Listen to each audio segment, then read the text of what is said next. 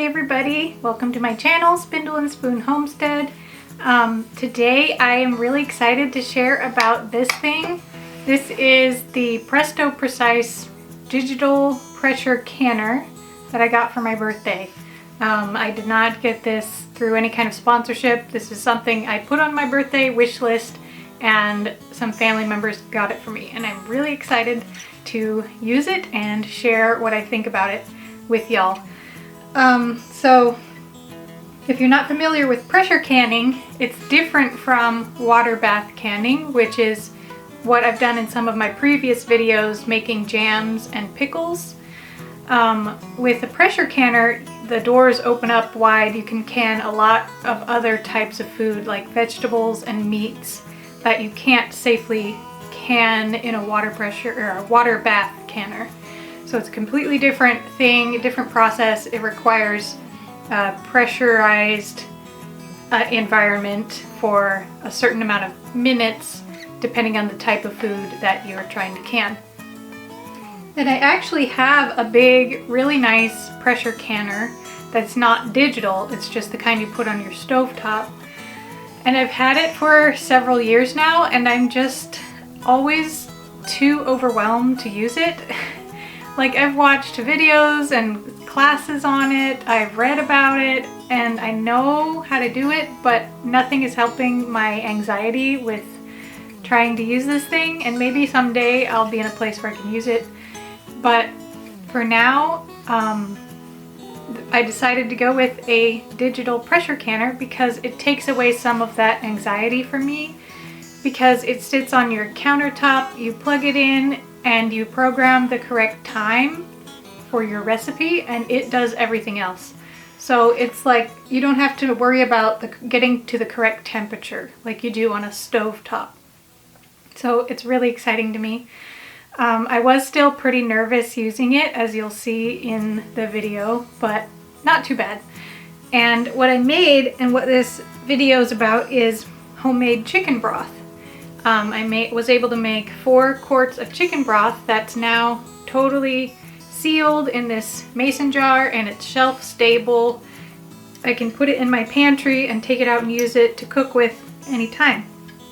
And you can't do that, like I said, with the water bath canner. It would not be safe. In the past I used to just freeze my chicken broth, and that is okay, but it's really convenient to have it already thawed in your pantry, shelf stable, ready to use, and that way you also free up more freezer space. So I am really excited about this. This pressure canner is a little bit smaller than the pressure canner that I have that's not digital. So it only does 5 quarts at a time, and I forget how many pints. It's like 7 pints maybe, I can't remember. So it does limit you, it kind of slows that down a little, but because it's so hands-off, it's less work to use. So it's easier to just get it out, put it on the counter, plug it in, set it up, and can something like every couple days, instead of doing one gigantic day of canning where you're pressure canning a lot of jars in one day. And I just like that idea better. It's less overwhelming to me. My life is very busy. I have a lot on my plate, and most of it's really fun, but it's just sometimes I put too much on my plate. So it's nice to have this where I can still accomplish something that I want to accomplish, but it's just a little bit less overwhelming for me. So I've used it this one time to make this chicken broth, which I'll show you how step by step in my video, and I highly recommend it. I'm looking forward to making more pressure canned, ready to eat, shelf stable foods for my pantry. So the first step to making homemade chicken broth is to save up veggie scraps and chicken bones in a freezer bag in your freezer. So every time I chop an onion or some celery or peel some carrots, I'm saving those scraps in this bag. And every time we have a roast chicken and we take the meat off the bones, I just put the bones right into this bag. And once the bag is getting kind of full, then I make broth. And I usually make it in my Instant Pot. I've got the 8-quart size. It's the big size. I highly recommend the big size. And I put in the scraps and fill it up to the fill line with water. And I pressure cook it for at least 20 minutes. You want it to get really soft and the liquid to be really a rich golden color. Now for the Presto Precise digital pressure canner, it's really easy to use. You put 3 quarts of water into the pot, and then you put in your 5-quart jars that are clean and half full of water. You set the timer for your recipe. My chicken broth recipe said to do quarts for 25 minutes. Then you put on the lid. Everything I do in this video, I can see I'm doing really gingerly. I remember being a little nervous. But really, it was so easy. Okay, and then you push the advance arrow. Now here's my chicken broth. After I made it and strained it, I put it in the fridge to cool. Because when you pressure can chicken broth, you have to take the fat out. And the way you do that is by cooling it, and the fat solidifies and you can just skim it off. The fat is perfectly fine to eat. You can use it as a cooking oil, so you should save it in your freezer or something like that. But for pressure canning, it can potentially damage the seal or mess with the seal so it doesn't successfully create a seal. So you're better off taking it out for pressure canning. If you're just making chicken broth to freeze, you don't have to remove the fat unless you want to. So while those jars in the canner are going through the first stage, which is warming, it's just warming up the jars, you can skim off the fat of your chicken broth, and then after you do that, you want to get it to a boil. And you want to heat it to a boil so that it's hot when it goes into the pressure canner. You don't want to pressure can things that are cold unless your recipe says that's okay. So once the canner beeps, that means the jars are ready. It'll say on the display, you can't see it in my video for some reason because it's blinking like crazy, but it tells you what stage it's at and if it's done and what to do next. And the manual also tells you all of this. It's very easy to use once you understand. So these jars are hot, and so you have to remove one jar and dump out the water. And then you're going to fill that one jar with your boiling chicken broth. Use a jar funnel and a ladle and be careful.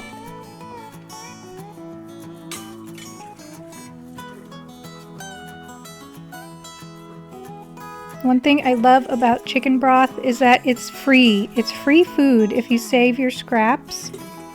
It's just scraps that you would normally throw away. So you're reducing food waste and you're being really frugal. And the other bonus is that not only is it free, it's really delicious and it's pretty good for you because all the nutrients that you would have just thrown in the garbage in those scraps get transferred into this liquid. So you're going to put your lid and band on and seal it, or twist it, but not too tight.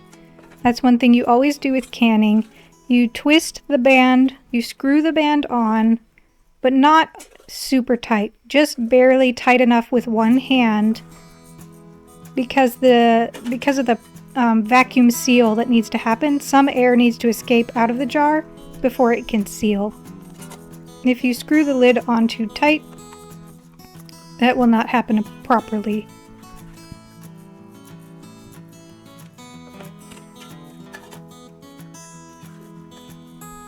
So Thanksgiving and Christmas are coming up, and those are meals where a lot of people have a turkey. You can do this exact same process with turkey broth, and it's delicious.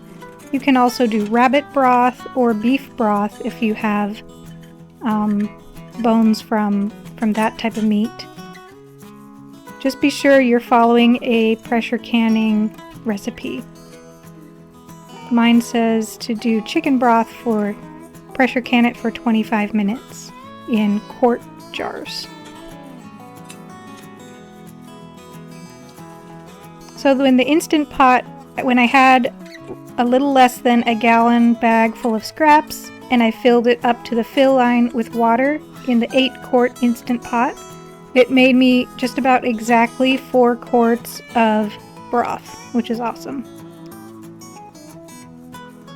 Here I noticed when I was wiping the rim that this jar had a chipped edge, and that means it's not going to seal at all. So I went ahead and moved the broth. I transferred the broth from the chipped jar to my extra jar that I had in there.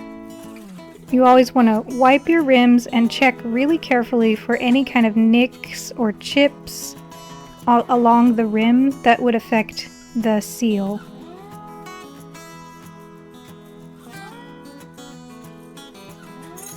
Oh, and you want to use 1 inch of headspace.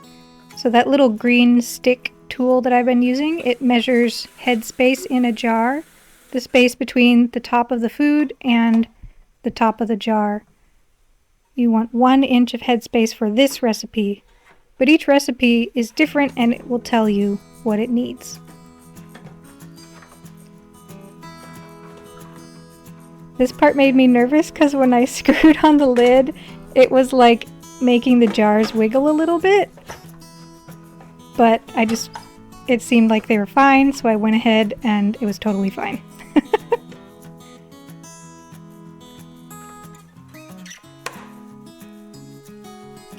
Then you just push the advance button because you already programmed in the time.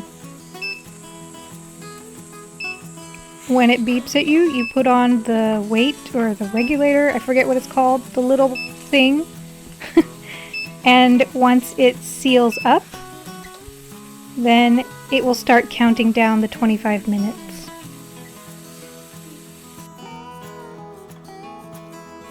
And then once the 25 minutes are up, it switches to the cooling phase, where it just slowly cools down. You cannot open it yet. It's too hot and there's too much pressure inside.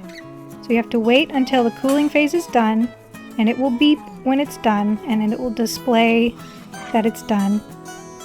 Then it's safe to open. It's still steamy inside, so you gotta be careful not to burn yourself, but it was definitely, when I opened it, it was not super like scary hot. It was just a little steamy.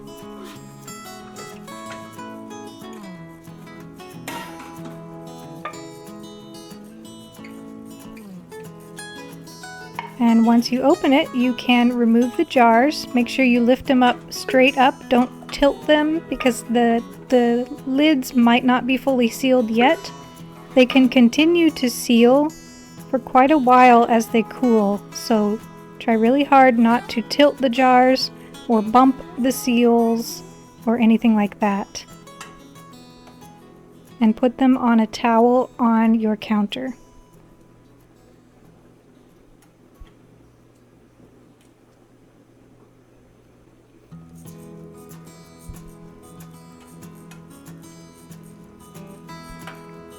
You want to let them cool for 12 hours and then check the seals. To check the seals, you just press down on the lid. This one did not seal. The rest of them did. I don't know if this jar was chipped and I missed it or what. It's kind of an older jar. So with that jar, I just put it right into my fridge and I'm going to use it very soon. The rest of the jars, you want to take the bands off, label them, and just make sure those seals are really on there good, and you can put them right into your pantry. And that's your shelf-stable chicken broth made with scraps and pressure canned with the Presto Precise digital pressure canner. I am really happy with it, and I've got a link, an Amazon associate link down below in the description. So if you purchase it through my link, I will get a small commission. I'm really grateful for all of you who watch my videos. Don't forget to like and subscribe, and have a great day.